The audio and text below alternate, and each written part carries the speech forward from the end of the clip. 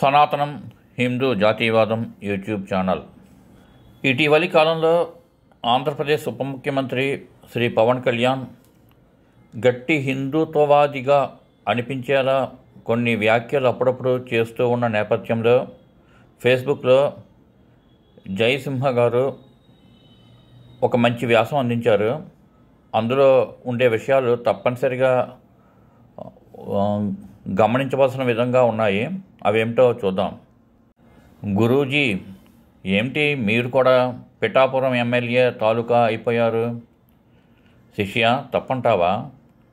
లేదు గురూజీ, కానీ ఆయన గతంలో చేగువేరా అన్నాడు, ఇప్పుడు ఛత్రపతి అంటున్నాడు కదా. గతంలో కమ్యూనిజం అన్నాడు, కమ్యూనిజం దగ్గరే ఆగిపోయేటంత మూర్ఖుడు కాదు కదా. ఇప్పుడు హిందుత్వ గొంతుక వినిపిస్తున్నాడు, కానీ మునుముందు ఏమంటాడో. హిందుత్వ అన్నంతవరకే మనం పిఠాపురం ఎమ్మెల్యే తాలూకా. హిందుత్వ అనకపోతే జాతీయవాదం పక్కన పెడితే మనము పక్కన పెడతాం శిష్య. ఇది వింటే పీకే ఫ్యాన్స్ పీకి పందిరేస్తారేమో గురూజీ.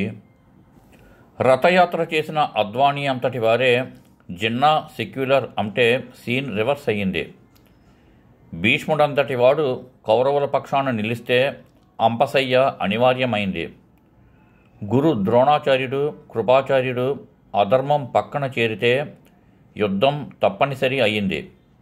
దీన్ని బట్టి నీకేం అర్థమైంది శిష్య? ధర్మం, దేశం పక్కన ఎవరు నిలబడితే వారి పక్కన మనం.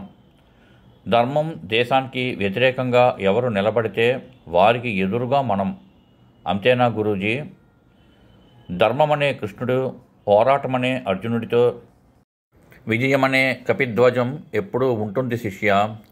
జయసింహ ఉవాచ బై జయసింహ.